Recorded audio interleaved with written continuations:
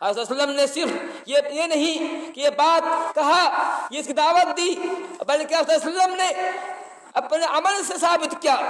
یاد کیجئے آپ صلی اللہ علیہ وسلم کی چچے پھپھیری بہن حضرت امیمہ بنت ابی طالب کی بیٹی حضرت فاطمہ رضی اللہ، حضرت زینب رضی اللہ عنہا، ان کی حضرت امیمہ کی بیٹی ہیں، امیمہ پیارے نبی کی پھوپھی ہیں، ان کی بیٹی ہیں۔ پیارے نبی کا ایک غلام تھا جس کو آپ نے آزاد کر دیا تھا، زید بن حارثہ۔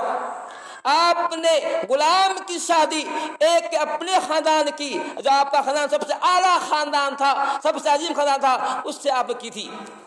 ایک غلام کی شادی رائے کیجئے، اس سماج کے اندر غلام کی کوئی اہمیت نہیں تھی۔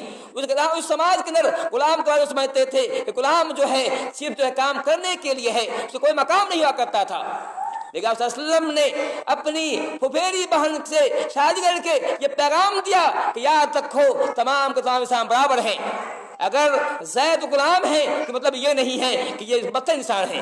یاد رکھو زید بھی انسان ہیں، وہ بھی مسلمان ہیں، وہ بھی ایمان والے ہیں۔ زینب گرچہ میری پھپھیری بہن ہے، میری پھوپھی کی بیٹی ہے، لیکن وہ بھی انسان ہیں، وہ بھی ایمان والی ہیں، یہ تمام برابر ہیں۔